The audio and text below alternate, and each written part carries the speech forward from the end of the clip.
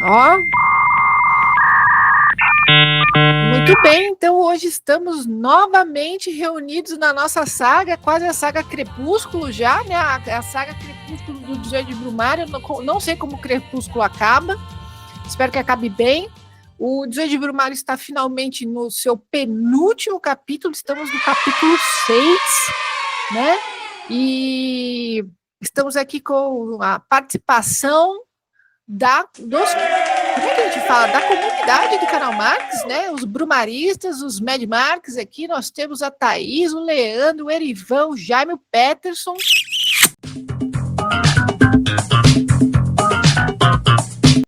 Mas uma outra coisa que eu queria comentar, ficou para mim da última participação, né, da semana passada, é que para mim foi meio chocante essa coisa o paralelo com o que foi escrito e o que a gente está vivendo no nosso contexto Brasil. Uhum.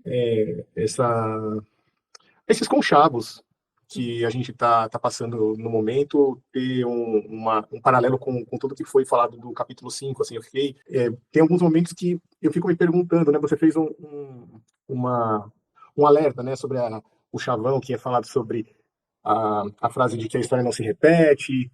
Na minha cabeça eu falei, não, mas como assim a história não se repete, né, porque é, eu fiquei com essa coisa, assim, o tempo todo me martelando. Eu até ia comentar sobre isso, mas eu fiquei tão chocado, assim, que eu só fiquei quieto mesmo. Eu falei, nossa, acho que eu vou esperar um pouco mais para... Não, mas é super importante, assim, eu lembro que eu dei esse curso na pós já, né? E um dos alunos que eu tenho, né, na época, assim, super interessado, ele foi lá e no meio do trabalho final ele falou que a história se repete. Eu falei, não é possível, o que eu fiz de errado? Vou matar.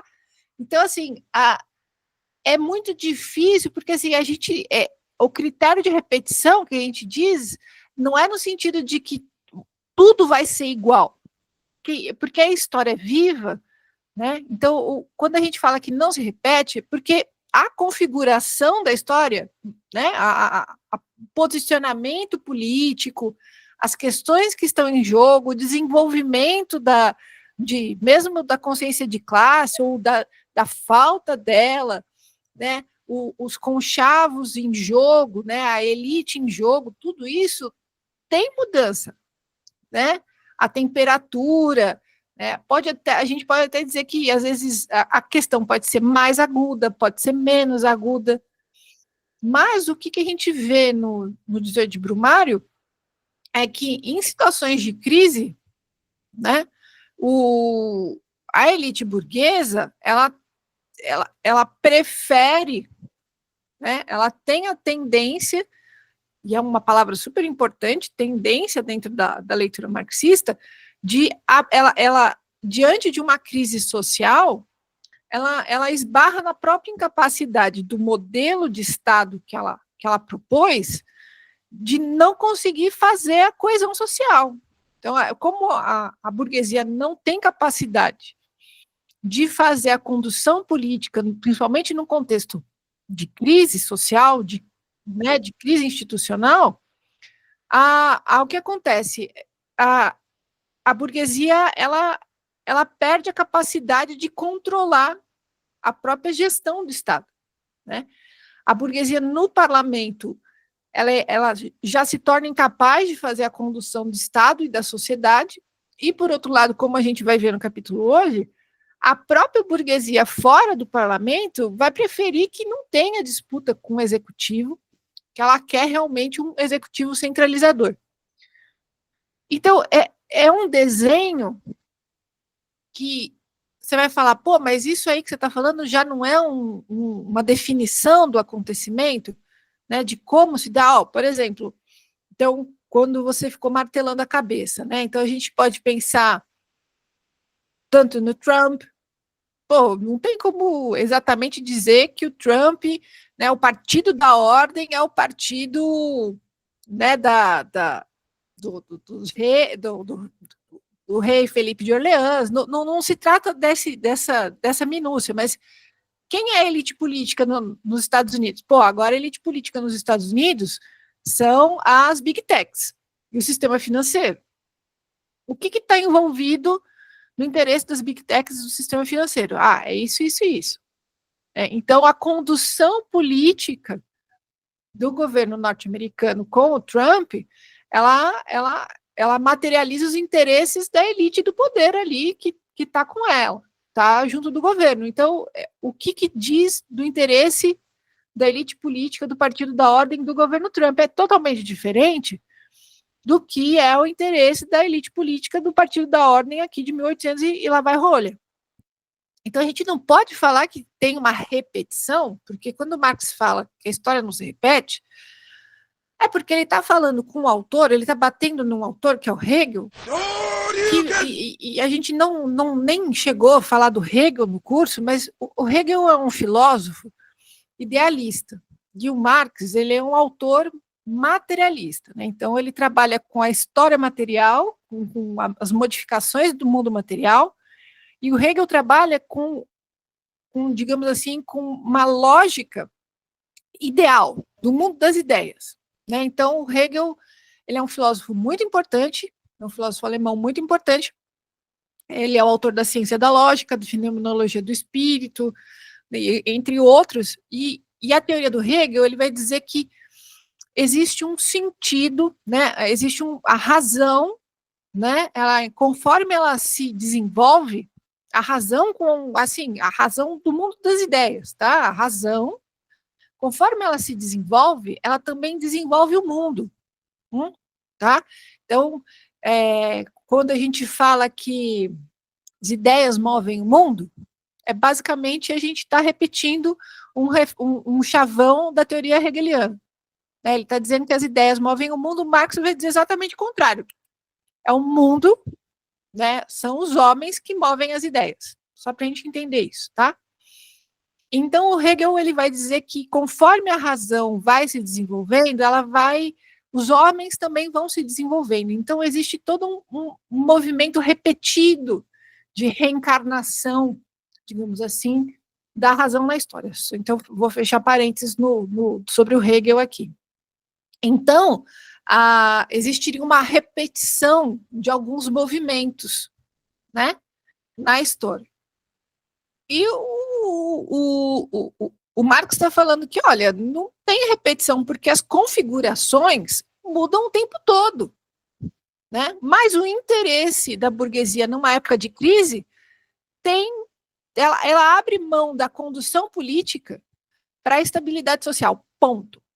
Como é que ela faz isso? Aí é a história que diz, é o conflito que diz. Então, por exemplo, o Bolsonaro, a gente pode falar que ele tem todos, ele é o arquétipo do líder chauvinista, do líder caricato, do líder autoritário, mas ele está o tempo todo submetido ao legislativo, né? Porque ele precisou fazer o pacto do orçamento secreto com o legislativo para poder não sofrer impeachment, por exemplo.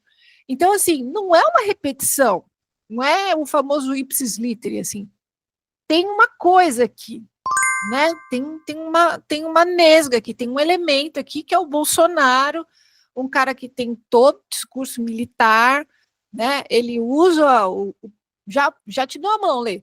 Ele usa todo família, Deus e propriedade, pô, tudo aí é a cristalização do bonapartismo, mas ele está sempre com o pé amarrado com o legislativo. Então, não é exatamente, porque o 18 de Brumário, a gente classifica esse estado do 18 de Brumário como um executivo que ele sobe, né?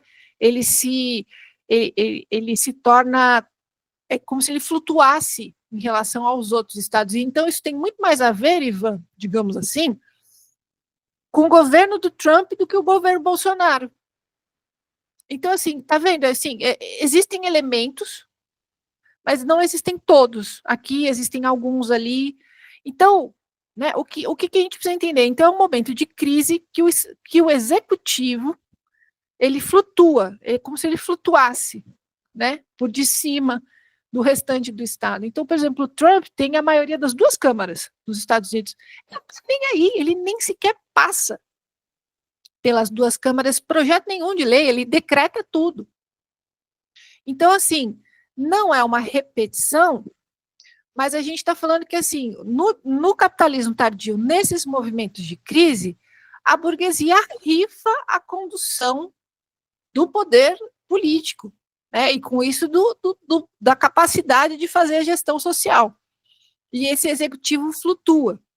Então, o que a gente vai ver é que tem alguns elementos, né, como se fosse são cores, né? O capitalismo tardio tem um conjunto de cores. Né? Às vezes, muitas se combinam, algumas outras faltam, né? Então, a gente vai ver na aula que vem, na última aula, como o André Singer, ele vai, a partir da definição de alguns conceitos que o Marx coloca aqui, ele vai falar, ó, eu vou fazer uma leitura a partir das ferramentas do José de Brumário, que eu acho que serve para entender o fenômeno do lulismo, mas eu não estou usando todas, eu estou usando só algumas. Eu acho que aí vai ficar um pouco mais claro, Erivan. Mas, assim, a sua pergunta não é uma pergunta simples, porque a gente tem a tendência de falar, pô, mas não é possível, olha aí, de novo, e de novo.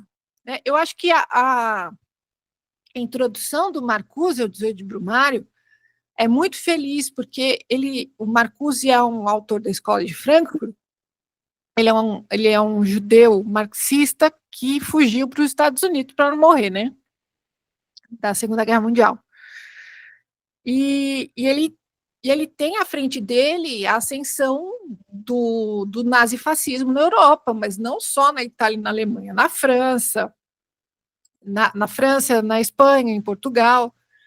Então ele está falando, tem o que o Marx descreveu aqui, esse movimento num contexto de crise, a burguesia ser incapaz de fazer a condição social e o executivo se autonomizar, ele não tinha ideia de onde a coisa foi.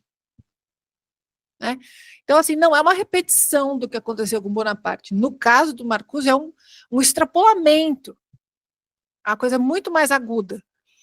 Então, não é que é uma receita de bolo, é isso que eu preciso que fique claro, não é uma receita de bolo, mas é uma situação que eu prefiro perder os anéis, no caso da burguesia, pensando em termos, né, a burguesia prefere perder os anéis do que ficar sem os dedos, pensando que o dedo é a própria condução da forma social capitalista. Então, vai lá, um cara que não come que nem um porco, que nem um javali, que não fala nada com nada, que faz as maiores atrocidades, morre 700 mil pessoas, mas o capitalismo não está, em momento nenhum, ameaçado. Quem ameaça o capitalismo, aí sim é um problema. Eu ponho preso, eu censuro, não permito que participe de eleição. Né? Então, são situações de crise que a coisa se manifesta desse jeito. Mas a pergunta é fundamental, porque assim você fala, não é possível que não se repete, olha aí acontecendo de novo. É que não acontece igual, não é uma forminha de fazer capeta, né? Ela é a situação de crise, o capitalista abre mão da condução política para garantir a forma social. É isso. Tá? Fala, Leandrinho, o que você ia falar? Não, era só para falar por Ivan, que, tipo assim, eu já li o 18, acho que 2 vezes. A primeira foi só na força do ódio, né? Tipo assim, vou ler alguma coisa do Marx. E, tipo, não entendi praticamente nada. Aí a outra, acho que eu já li com seu acompanhamento lá dos canais, dos vídeos, já deu uma melhorada. Então é fundamental essa leitura guiada, assim, por alguém mais que explique melhor, né? Acho que perfeito, Leandrinho. Eu acho que quando os historiadores, eu sou historiadora, né? Eles ficam putaços, né? Principalmente os mais antigos, que a gente fala que o Trump é fascista, que tudo é fascismo, porque o fascismo nasceu na Itália, né? No entre guerras. O Mussolini ele desenvolve o fascismo como ele toma de empréstimo uma imagem, a do fácil, que na verdade era dos comunistas, né? Era do movimento trabalhador, dos operários, dos comuns, né? A ideia da força dos comuns, ele toma de empréstimo essa imagem e cria o fascismo, né? O Hitler mesmo, quando ele cria o nazismo, ele cria todo um mito do povo ariano, ele cria uma mitologia para ele, né, do arianismo, ele busca pessoas qualificadas para criar uma história, que não existia uma história de fundação ali por detrás, né? Então, quando o historiador está lá falando que não existe, como não é possível existir fascismo hoje, porque ele está nesse sentido dizendo, pô, não são as mesmas condições, né? E aí, quando o Marx fala no começo do livro que a gente está sempre preso às fraseologias, eu acho que é um pouco o que ele está querendo dizer para a gente aqui. A gente tem que ser capaz de conseguir ler o que está acontecendo, com os nomes necessários para serem dados ao que está acontecendo agora, né? Então, fascismo e nazismo são governos autoritários, certo? Então, o que é o governo Trump? Ele não está recorrendo ao arianismo, mas ele também está recorrendo a um passado mitológico do norte-americano, né? Então a gente tem umas postagens bizarras, né, do povo americano originário, mas não dos povos indígenas, dos Cherokees, né? Então você fala, mas quem que é o povo originário? Todos uns ferrados que vieram da Europa, né? Então ele é um mito que não faz a menor noção com a realidade, mas é um mito que ele encarna. Então é necessário a gente não esperar que o Trump, por exemplo, ele vai invadir a Polônia, né? Não ficar esperando que ele faça exatamente o que foi feito, porque isso não existe, certo? Ele não vai usar os mesmos mecanismos, não é assim, né? Mas é muito mais sofisticado imaginar que, no caso do Trump, a gente pode esperar uma ascensão autoritária, uma censura, uma violência, tudo o que está acontecendo, né? Mas não necessariamente que ele vá, por exemplo, fazer uma juventude hitlerista, etc. e tal.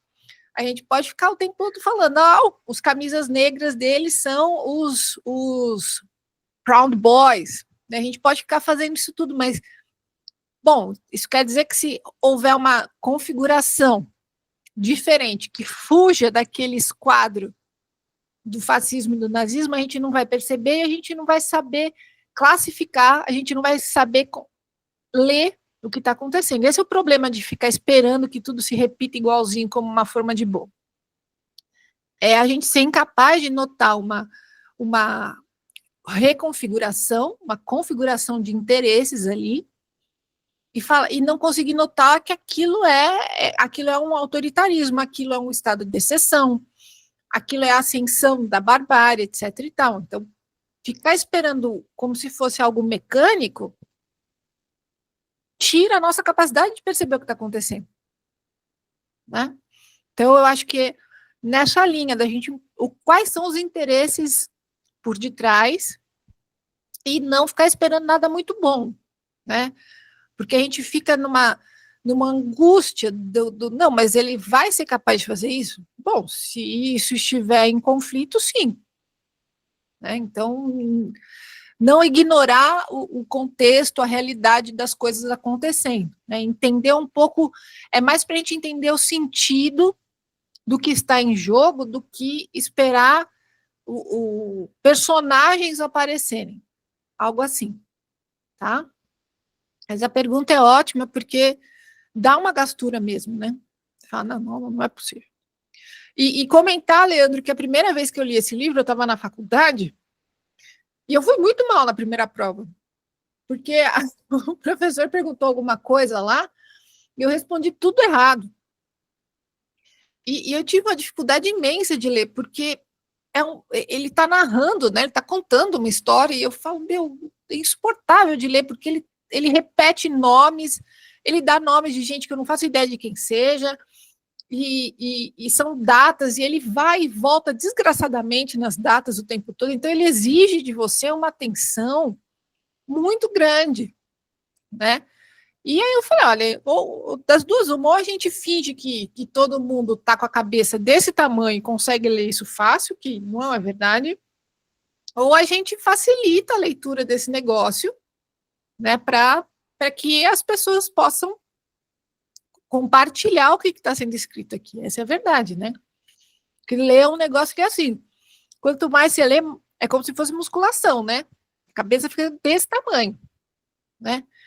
Mas vamos ser honestos, tem textos teóricos e textos teóricos. Um texto teórico que exige muito de um leitor que não vai conseguir ler, porque vai precisar que o cara fique parado lendo 3, 4 horas o negócio, que não dá para ele ler meia hora, voltar, é muito difícil. Então, acho que esse é o mérito dos vídeos, né, dos nossos encontros, né? Quer que a sua pergunta esteja no próximo episódio do canal Marx? Membros, brumaristas ou Mad Marx já participam das gravações ao vivo. Pelo YouTube ou pelo Apoia-se, torne-se membro. Então, nesse capítulo 6, o Marx vai fazer um pouco do movimento que ele fez no capítulo passado, de olhar com a lupa uma questão específica, né? Então, ele vai falar, nesse momento, do estado da arte do Partido da Ordem, né? Ele vai basicamente falar que, no meio dessa situação toda, o Partido da Ordem ele vai se desintegrar, né? E como o Partido da Ordem não tem mais a maioria no parlamento, no legislativo, ele vai ser obrigado a fazer coalizões. Isso soa bastante familiar para a gente. E se ele é obrigado a fazer coalizões, ele já não tem mais o controle da situação.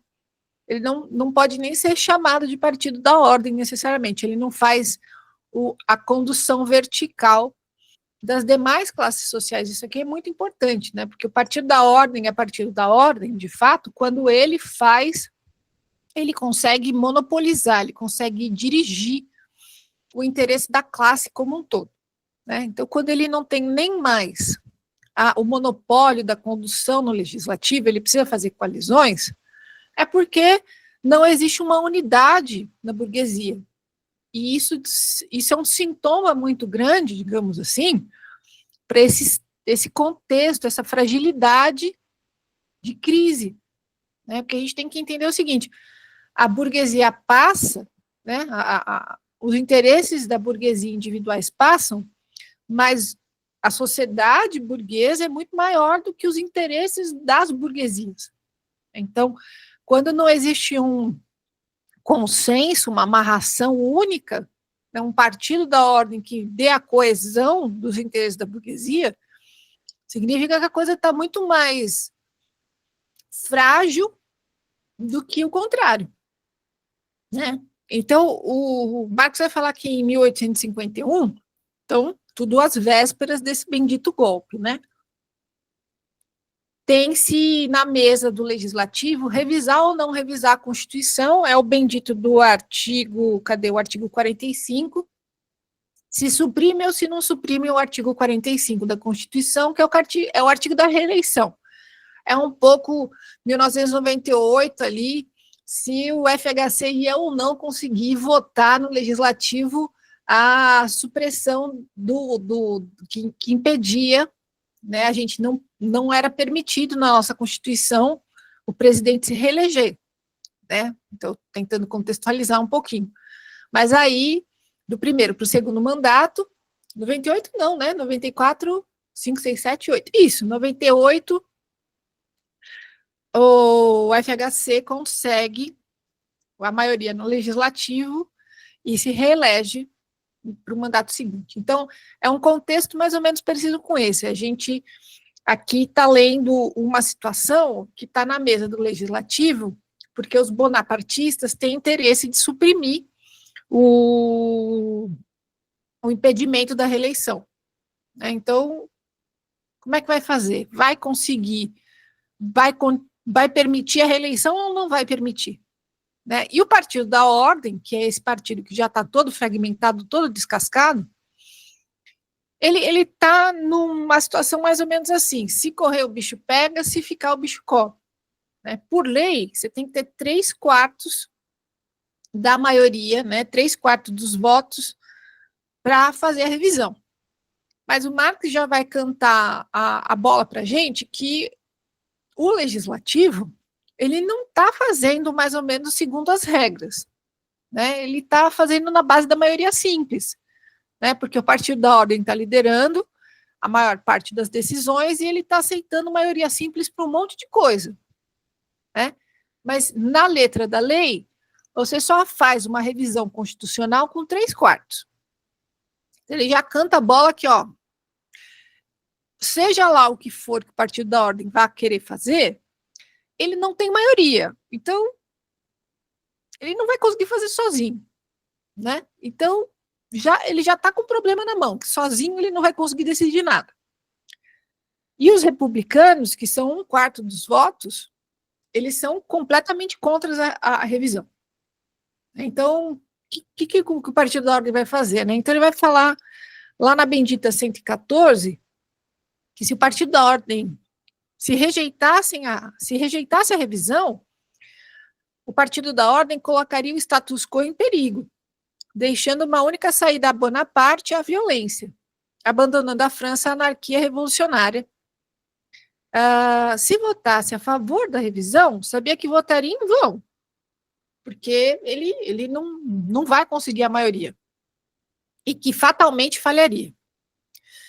Por outro lado, se declarasse inconstitucionalmente a maioria simples dos votos como válida, só poderia ter alguma esperança de dominar a revolução se submetendo incondicionalmente à tutela do poder executivo. Ou seja, vou fingir que a maioria simples é o suficiente e vou dar a revisão de barato lá. Bom, vai ter um estardalhaço social e a única chance do Partido da Ordem submeter é ficar ainda mais submetido ao poder executivo, ao Bonaparte, porque ele vai ter queimado todas as pontes do legislativo, da Constituição, e a única chance dele ainda ter um poder político, algum capital político, é ele ficar mais embaixo da asa ainda do poder executivo. Uma revisão apenas parcial, por outro lado, que prorrogasse o mandato do presidente, abriria caminho para a usurpação imperialista, ou seja, se eles conseguissem uma revisão muito pontual, mesmo assim, eles iam dar de barato. O Bonaparte ele ia se aventurar, ele ia se avolumar, né? Ele ia se tornar um imperador, né? Ele ia se engrandecer ainda mais na situação. A ideia de uma revisão geral que abreviasse a existência da República provocaria um conflito inevitável entre as pretensões dinásticas, ou seja, internamente ao Partido da Ordem, né? Que se você faz uma revisão geral da Constituição, você vai abreviar a República, ou seja, você vai acabar com a República Francesa. E, bom, se você acabar com a República Francesa, você vai voltar à monarquia. Então, vai acabar a unidade do Partido da Ordem. Porque no Partido da Ordem, como o Marx sempre fala para a gente, ele classifica assim, Partido da Ordem, Partido Democrata, Republicano, não porque esse é a legenda dos partidos, mas é o papel deles dentro do legislativo. É que nem quando o Marcos Nobre chama de PMDBismo, mas não necessariamente é só o PMDB que está ali no centrão. São vários partidos, ou a própria expressão centrão. Não é um partido só, são vários partidos. Então, o Marx está falando que o Partido da Ordem é o partido que unifica os interesses da elite capitalista, e esses dois partidos que compõem o Partido da Ordem, eles são linhas monárquicas, né? Eles são, na verdade, partidos monarquistas. Isso é muito maluco. Eles, na verdade, são partidos monarquistas, mas que eles sabem que na República eles podem estar juntos, precisam e podem. Acho que isso é um ótimo gancho para a gente seguir, porque o Marx ele vai começar a falar aqui. Ó, então vamos ver quem que é o Partido da Ordem. Vamos dar uma olhadinha, né? Ele vai falar aqui que, no final das contas, a revisão foi para o buraco, né? Tal como era de se esperar, lá na 119, a revisão foi rejeitada, né? Por 446 votos, mais 278, né? Então, no dia 19 de julho, a revisão foi, como era de se esperar, foi rejeitada. Aí ele vai falar assim, a maioria do parlamento se declarou contrária à Constituição. Olha só que interessante. Porque a gente vai ter aqui, são 446 votos favoráveis à revisão. Só que como a maioria não é a maioria simples, são os 3/4, né? Então não passou. Mas mesmo assim, a maioria numérica do legislativo, do parlamento, achou que podia fazer revisão. Então, a maioria do parlamento se declarou contrária à Constituição. O Marx está falando aqui. Mas essa Constituição se declarou favorável à minoria, por causa dos 3/4. E considerou a sua decisão como válida. Certo? Meio cifrada algumas passagens, assim, você tem que falar, não é possível, né? Mas o problema mesmo foi que os setores fora do legislativo, da burguesia, já estavam ficando de saco cheio da condução do Partido da Ordem no legislativo, ou seja, a burguesia, né, extra portões, né, já não estava mais entendendo a condução do Partido da Ordem lá no legislativo. Então ele vai falar assim, bem mais fatal e decisivo, isso na 121, foi o rompimento da burguesia comercial com os seus políticos. A burguesia comercial, o segmento dela que possuía a parte do Leão no domínio de Luís Felipe, a parte do Leão é a maior parte, né? O Luís Felipe de Orleans se tornara bonapartista, ou seja, os eleitores do Partido da Ordem, de uma fração do Partido da Ordem, já não eram mais monarquistas, eles eram bonapartistas, eles não estão nem aí se eles são orleanistas ou não, eles querem o Bonaparte, eles não querem mais o Partido da Ordem disputando a política, eles estão de saco cheio de política, eles querem só fazer a condução da sociedade naquela reprodução, eles não querem disputar o legislativo, eles não querem nada, eles só querem centralização e como é que eles falam? E estabilidade para fazer os negócios. Aí ele vai falar, ou seja, que a aristocracia financeira se tornara bonapartista. Isso daqui é super importante para a gente. O ministro que o Bonaparte colocou, o Fuld, não representava só o interesse de Bonaparte na Bolsa de Valores, mas, ao mesmo tempo, o interesse da Bolsa junto a Bonaparte. Isso é muito interessante. Então, ele vai falar um pouco ainda na mesma página, a aristocracia financeira condenou a luta parlamentar do Partido da Ordem contra o Poder Executivo como uma perturbação da ordem e celebrou cada vitória do presidente contra seus pretensos representantes como uma vitória da ordem.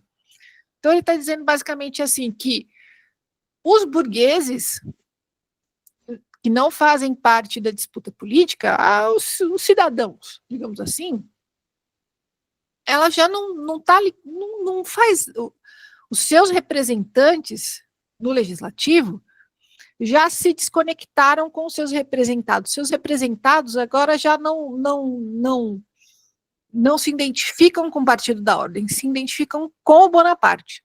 Esse é um bom ponto. E aqui, nesse trecho, o Marx vai vai falar um pouco mais dessa aristocracia financeira, né? Então, na 122, ele vai falar assim, não se deve entender aqui por aristocracia financeira somente as grandes instituições de crédito e os grandes especuladores de títulos públicos, em relação aos quais se compreende imediatamente que os seus interesses coincidem com o interesse do poder estatal. Todo moderno negócio com dinheiro e toda a economia bancária está intimamente entretecidos estão intimamente entretecidos com o crédito público. Eu acho isso é muito moderno. Uma parte do capital ativo necessariamente é investido em títulos públicos, facilmente resgatáveis e emprestados a juros. Os seus depósitos, o capital disponibilizado entre eles e distribuído por eles entre comerciantes e industriais, flui em parte para dividendos dos detentores de fundos públicos. Sim, todas as épocas, a estabilidade do poder estatal equivalia a algo como Moisés e os profetas para todo o mercado de dinheiro e para os oficiantes desse mercado, como deixaria de sê-lo nos dias de hoje, em que o dilúvio ameaça arrastar embora as velhas dívidas públicas junto com os velhos estados. Bom, essa parte final, né, pode ter ficado um pouco distante, mas é muito legal como o Marx está desenhando aqui um negócio que vai aparecer na última seção do livro 3 do Capital, que é a distribuição, né, a distribuição do capital entre os capitalistas, né? Então, ele tá mostrando aqui como há um interesse, né? Então, ele está falando entre comerciantes e industriais, o sistema financeiro, onde parte do capital ativo é investido nos títulos públicos, nos fundos. Então, o Marx está mostrando aqui algo que muitas vezes teorias dos anos 50 ou teorias mais atuais tentam colocar como se fosse assim algo muito, muito fora da curva. O Marx está falando, olha, nessa época aqui que o cachorro corria atrás do rabo, da linguiça, já era ululante, já era óbvio, já era claro que todos os setores do capital reinvestiam parte importante dos seus recursos nos fundos, nos títulos, no sistema financeiro, certo? Ou seja, já ele implode qualquer interpretação que estanca os interesses dos capitalistas, como se o capital industrial não tivesse dinheiro investido nos títulos e fundos e no sistema financeiro. É fato que isso se avolumou demais. Né? Isso daqui que ele descreve como algo óbvio se ampliou enormemente. E com isso uma série de consequências aconteceram. Mas essa distribuição, isso que ele está chamando de aristocracia financeira é muito legal. Né? É muito atual. Então, é muito peculiar. É uma coisa que, para a gente, hoje, tem muito eco. Não sei o que vocês acharam, mas eu leio, toda vez que eu leio essa parte, eu acho muito bacana. Aí ele vai falar que também a burguesia industrial, no seu fanatismo pela ordem, irritou-se com as desavenças do Partido da Ordem no parlamento com o executivo. Acho que fica claro, né, quando ele quer dizer que essas frações de capitalistas, eles não querem uma disputa política, eles não querem que uma disputa política leve a uma situação revolucionária, que se coloque em xeque a estabilidade social. Né? Fica claro um pouco isso, porque eu acho que o mais legal de ler isso aqui é que é o Partido da Ordem, que é altamente reacionário, ele está sendo criticado de forma conservadora, ou seja, não existe o verbo reacionarizar, mas, enfim, ele está sofrendo as consequências de um reacionarismo da própria base dele. Ou seja, o Partido da Ordem já é super conservador. Ele impede disputas políticas de qualquer matiz. Mesmo assim, nesse processo de impedir qualquer disputa política, a sua base popular também não quer mais a disputa que ela faz, ela não quer nem sequer o engessamento político que ela faz, ela quer simplesmente que se impeça qualquer manobra política, qualquer diálogo político. Ela não quer nada, ela só quer a condução da forma social. Ou seja, não é nenhum o príncipe da social-democracia aqui, né? Não é nem O contexto não é nem de disputas sociais aqui, de interesses, assim, de modernização, de socialização, não é nada. Aqui não se está dando um contexto de distribuição de renda, né? É um contexto conservador com uma reação ainda mais conservadora, tá? Aí ele vai falar aqui ainda na 122 que a burguesia exigiu dos seus representantes que deixassem o poder militar migrar para as mãos do seu próprio parlamento, para as de um pretendente aventureiro sem oferecer resistência. Demonstrou que a luta pela afirmação do seu interesse público, do interesse da sua própria classe, do seu poder político, apenas o incomodava e desgostava como perturbações dos seus negócios privados. Recebiam Bonaparte da maneira mais servil possível em todos os lugares, né, a burguesia, por onde passava, inclusive quando ele atacava, sem meias palavras, a Assembleia Nacional, especialmente o Partido da Ordem. Os capitalistas indignavam-se com o fato de o seu parlamento não violar abertamente a Constituição e abdicar dela sem rodeios. Aí, mais para o final, ele vai falar o Partido da Ordem, o Partido Parlamentar da Ordem, com a sua grita por tranquilidade, reduziu a si próprio ao silêncio. Eu sempre lembro um pouco do PSDB aqui, declarando que o domínio político da burguesia, isso aqui, essa afirmação, ele repete isso em todos os capítulos, né? Declarando que o domínio político da burguesia é incompatível com a segurança e a continuidade da burguesia, destruindo com as próprias mãos, na luta contra as demais classes da sociedade, todas as condições de seu próprio regime, o regime parlamentarista. Erivan, se a gente pudesse sintetizar o 18 de Brumário, seria isso aqui.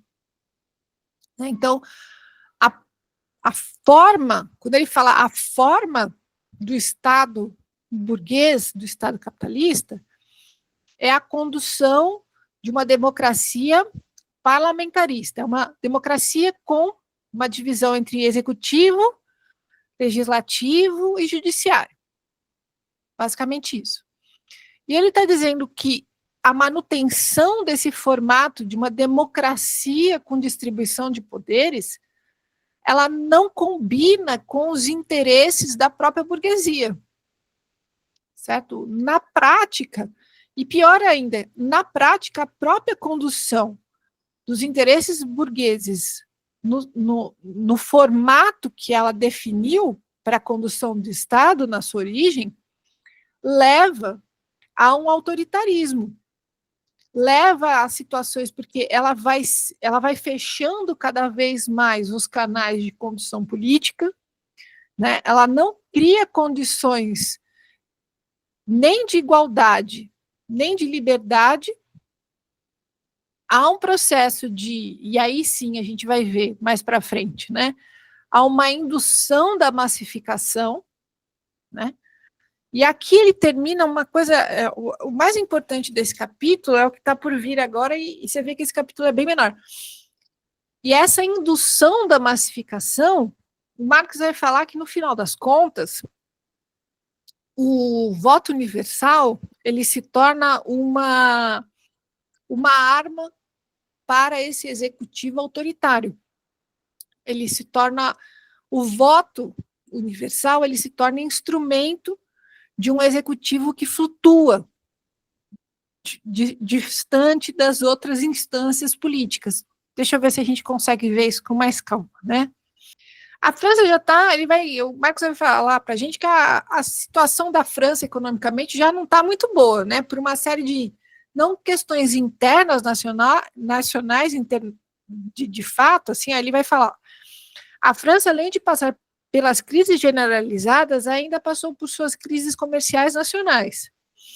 E aí ele vai falar que estão entretecidas com o cenário internacional, ou seja, a coisa não está muito tranquila economicamente, simplesmente, né? E Bonaparte é uma máquina de timing, sacou isso. E no dia 10 de outubro, Bonaparte anunciou aos seus ministros a decisão de restabelecer o sufrágio universal, coisa que havia sido cassada pela Assembleia com maioria do Partido da Ordem. Olha que interessante. No dia 4 de novembro, a Assembleia Nacional retomou as suas sessões, rejeitou o pedido de urgência imediatamente. Mas, mais uma vez, ela confirmou que, de representação livremente eleita pelo povo, ela se transformou em parlamento usurpador de uma classe. Ou seja, o legislativo negou o restabelecimento do voto universal. E o Bonaparte sacou que aquele era o momento de restabelecer o direito ao voto universal. Olha só. Enquanto o Poder Executivo apelou ao povo, em vez de à Assembleia Nacional, o Poder Legislativo apelou ao Exército, em vez de ao povo. Ele, ao invés de usar a lei e estabelecer o seu direito de requisitar tropas diretamente, o Exército Parlamentar, o Legislativo, ao debater o direito de requisição de tropas, em vez de requerê-las imediatamente, o Legislativo mostrou dúvida acerca do seu próprio poder e admitiu abertamente a sua impotência.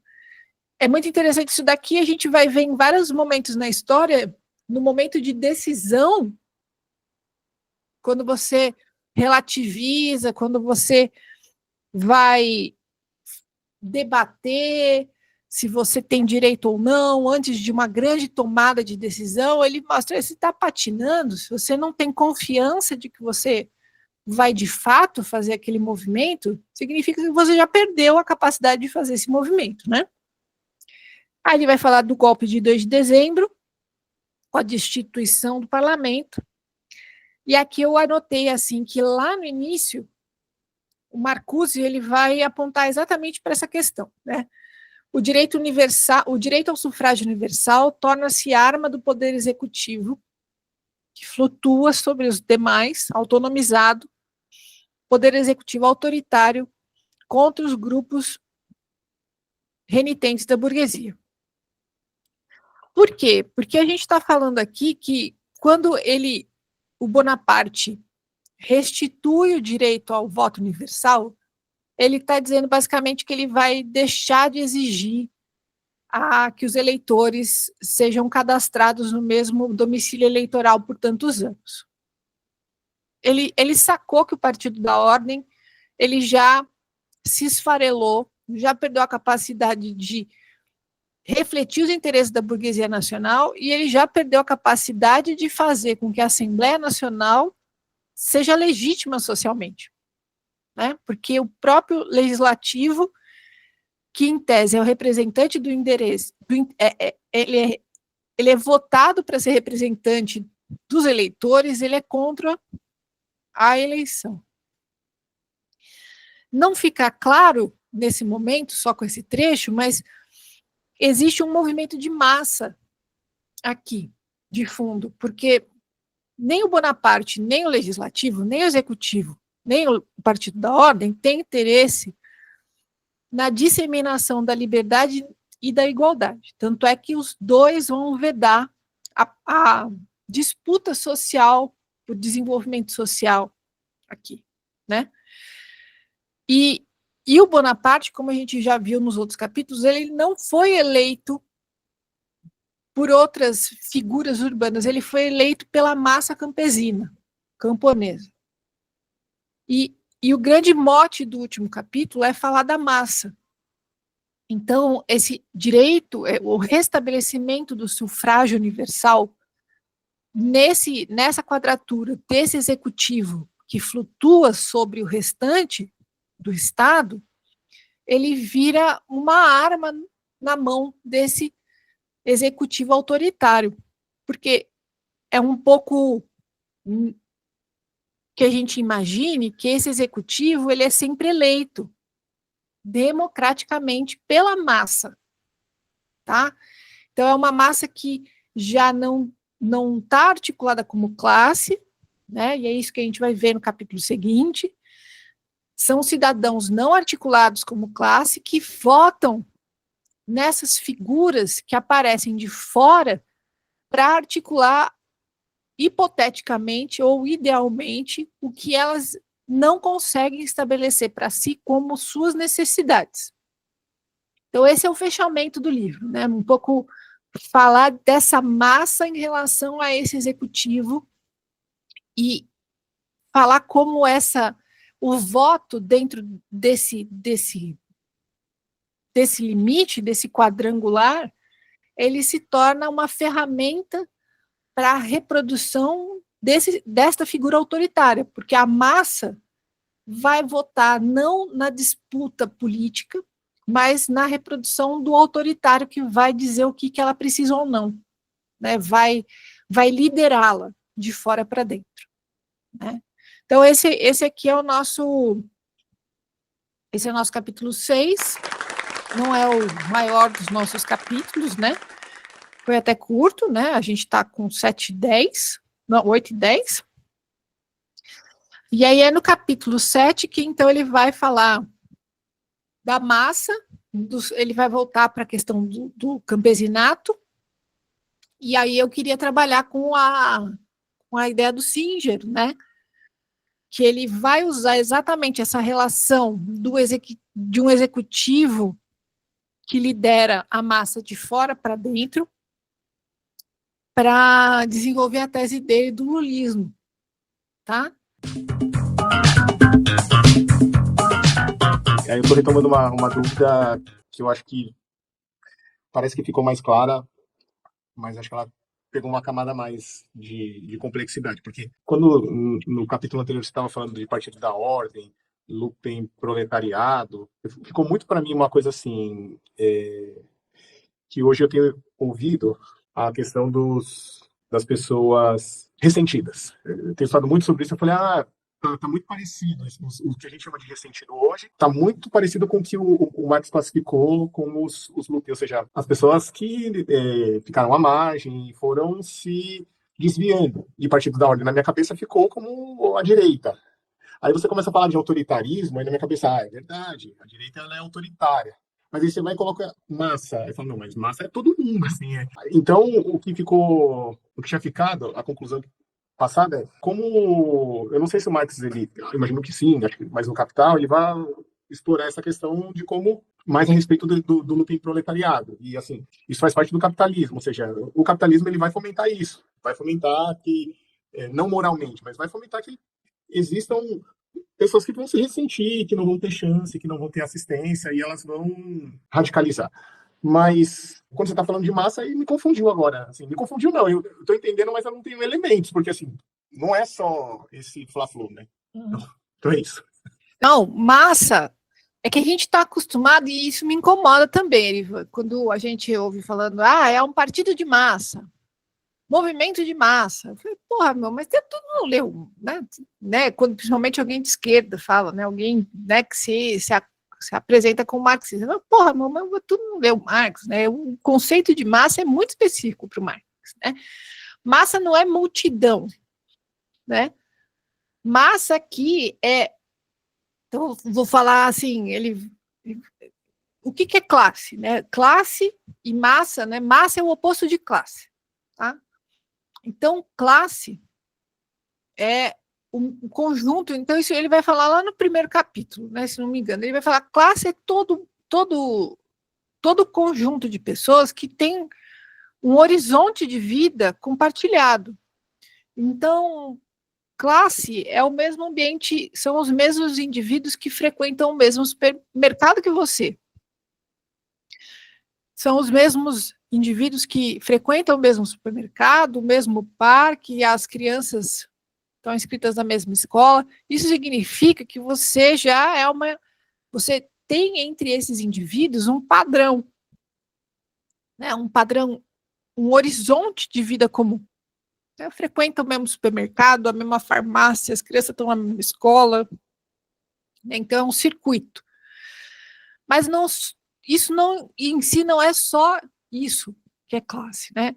Então isso seria, digamos, reduzir a ideia de classe no que ele chama de classe em si, né? Classe em si é esse horizonte comum, são valores comuns, né? São histórias. Por exemplo, eu tenho um filho, né? Aí ele vai na sua casa, o meu filho, o Tito, né? Aí ele vai lá, fala com o seu filho, ele não vem em casa e fala alguma atrocidade. Ah, o pai do meu amiguinho falou que tem que matar todo mundo. Nossa senhora, não. O papai do meu amigo falou a mesma coisa que vocês falam aqui em casa. Então, um pouco, come à mesa as mesmas coisas, assiste o mesmo programa na televisão, tá? É mais ou menos isso.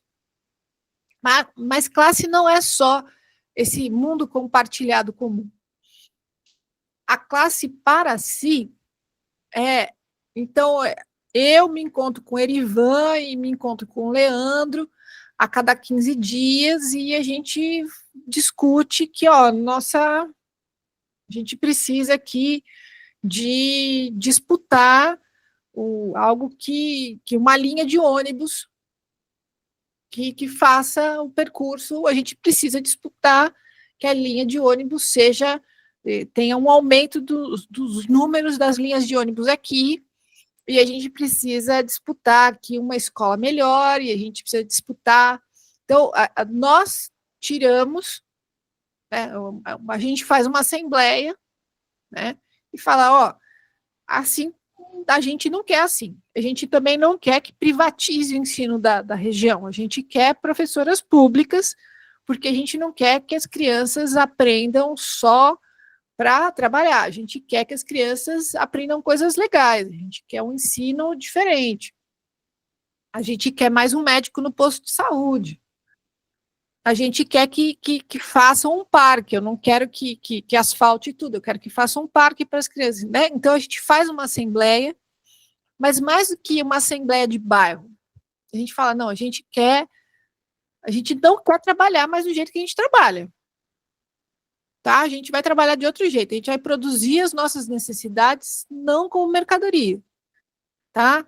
Todo mundo aqui vai continuar trabalhando, mas não do jeito que a gente quer trabalhar mais. Então, a classe, de fato, é em si e para si, é a que convive com o mesmo horizonte e que consegue se articular internamente a partir dos mesmos interesses comuns, a partir desse horizonte compartilhado, né? A gente, que nem o Leandrinho falou daquela vez que ouviu eu falando num outro podcast, que foi na hora que caiu a chave, né? Caiu a ficha, né?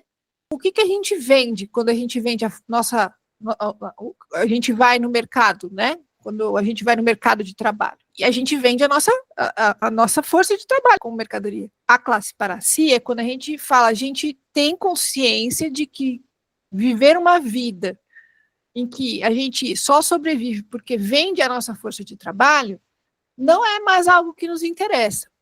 Então, digamos assim, classe para si, fechar esse circuito de classe, né, é tanto ter consciência que eu não quero que passe uma rodovia do lado da minha casa, como eu quero que tenha mais uma pessoa no posto de saúde, como eu saber que eu também não quero a manutenção da exploração da minha classe, por exemplo. Tá? Isso não é massa. A massa é só o classe em si. A massa é só... eu conheço aquele cara ali, ele tem um filho na mesma escola, ele é pai do menino que está na sala do meu filho, a mulher dele vai na padaria que eu vou, e a gente vai na mesma igreja, a gente assiste o jogo de futebol no mesmo setor da arquibancada, e assim sucessivamente. A classe em si, que é a massa, a gente tem o mesmo costume, a gente tem as mesmas práticas, a gente frequenta a mesma homilia, mas a gente não se articula. A gente não se articula espontaneamente, a gente não sempre fala, tá uma merda isso aqui, não tá funcionando, a gente precisa de um poste de luz aqui, a gente precisa discutir que não tá funcionando, a dona Joana tá de novo doente, eu não quero meu filho reproduzindo a vida que eu levo, né? A gente não tem essa discussão. O que a gente é, uma classe em si?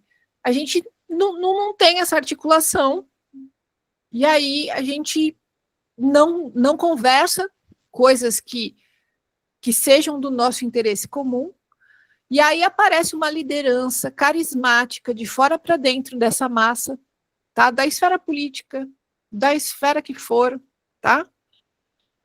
E nos diz como a gente deve se comportar, o que a gente deve querer, certo?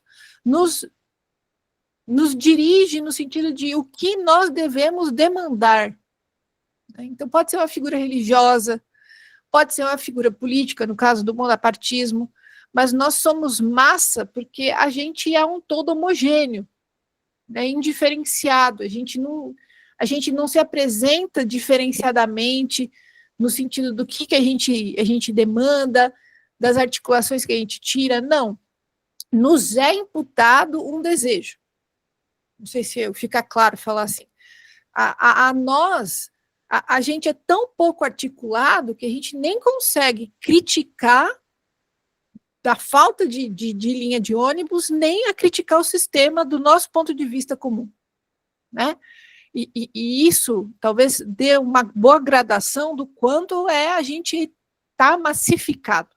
Né? Se existisse uma régua de massificação, a gente não consegue nem ver o quanto a gente é explorado, e a gente não consegue nem se articular para colocar o catso de um poste de luz na rua. Né? Então, esse é o nível de massificação. Se nós somos classe, nós somos articulados. Se nós não somos classe, nós somos massificados. E o grau de massificação é o quanto se dirige a gente uma expectativa de comportamento comum. Então, a gente fala, né, toda molecada se veste igual. Isso é comportamento massificado, né? Todas as meninas têm o mesmo berloquezinho, todas as meninas querem o mesmo tênis, todos os meninos desejam a mesma coisa, todos os adolescentes têm a mesma vontade de ter o mesmo telefone, o mesmo comportamento, o mesmo tênis, todos os adultos agora querem subir o cume, todas as mulheres querem ter o mesmo cabelo, ter o mesmo padrão de beleza, então essa é a massificação. Né? É todo o seu desejo é homogeneizado. Né? Então, assim, a responsabilidade é sua. Você não deu certo, fracasso é seu. Então, isso só é possível pelo grau de massificação. Então, classe nós somos, mas nós não nos articulamos. Então, se a gente não se articula, alguém vai articular a gente. É basicamente isso. Tá? E aí o Marx está descrevendo tudo isso e falando que quem vota no Bonaparte é a massa campesina, que é a classe em si, mas não se articula. E aí ela é articulada de fora para dentro. Né? Então, ou seja, ela é encaminhada de cima para baixo. Essa é a relação. Tá? Então, Erivan, ainda voltando na sua primeira pergunta, num capitalismo que a gradação da massificação, né, nós somos ainda mais massificados do que já se foi um dia, né? Então, a capacidade de condução, ainda mais num universo de redes sociais, que o algoritmo padroniza o que a gente vê e etc., ele sabe até dizer para onde o nosso interesse se dirige mais e aí lançar propagandas, né, anúncios naquela direção. Então, o quanto o nosso comportamento ele como é que eu posso dizer, esquadrinhado, né? E ele é circulatório, né? Ele é um padrão que mantém o indivíduo ali, né, tapadinho, né? No buraquinho. Então, é isso que é massa, para esse autor. Então, é a massa campesina que vota do Bonaparte, porque o Bonaparte se apresenta para ela como uma liderança. O lumpenproletariado não é a massa campesina, o lumpenproletariado são os rejeitados, é o rejeito. Né? É o cara que é um capitalista fracassado, é o cara que é cafetão, é o cara que vende latinha, né? É o mendigo, é o que não tem um lugar na sociedade. Né? Ou que imagina que deveria ter, mas não encontra. eu comentei com vocês que essa interpretação do Lupin Proletariado vai mudar. E esse é o meu objetivo, é entender como é que ele muda no Guerra Civil da França, que é quando ele analisa a Comuna de Paris. Mas nesse livro, o Lupin Proletariado é esse que vai ser... Que na verdade, assim, o Bonaparte ele é eleito pelos camponeses, mas ele reflete os interesses do Lupin Proletariado na prática. Tem então todo esse mapa astral aqui, é todo esse grande mapa estelar aqui que a gente tem que fazer quando lê esse livro, né? Então é todo um grande exercício do que a gente está fazendo, mas né, só para a gente ter uma ideia de o que é classe. Então eu tenho certeza que você vai no supermercado, Leandro, você vai no supermercado, tá, e você vê as mesmas caras, né? Tipo, esse aqui faz exercício ali, né? Então, são pessoas que convivem com você, né? Mas nem por isso vocês fazem classe articulada, vocês não se encontram para discutir nada, né? E essa falta de articulação é fundamental para que a gente seja massa. Valeu muito, assim, reforça que o que o Leandro falou, se eu estivesse lendo sozinho, eu não ia alcançar a diferenciação de massa, tudo isso que você falou agora foi fundamental, eu sem esse auxílio, eu sei lá onde pararia o meu entendimento, acho que eu ia levar décadas para ir esclarecendo as coisas, não, assim, não exagerando, mas sei lá, acho que ficaria muito solto mesmo. Essa explicação de massa e classe está logo no começo do capítulo 1. Mas, assim, é um autor, é um texto teórico, com vários conceitos. Se eu fico feliz de alguma forma, é porque, assim, estou conseguindo, né, passar, transmitir o que não fui nem eu que escrevi, né? Foi esse senhor aqui. Mas o importante é que, realmente, assim, a minha interpretação é que o Marx é um texto que a gente tem que ler junto. Porque a grande questão é você ler uma coisa, tirar uma conclusão, sair pirotecnicamente aí, e chegando a outras conclusões. Na semana que vem, terminaremos a nossa saga Crepúsculo, a saga do Desenho Primário, um novo portal irá se abrir na nossa vida, e finalizaremos com o bendito capítulo 7, que também é bem curtinho, viu, gente? É menor que esse. Um beijo para todos, nos vemos no episódio que vem.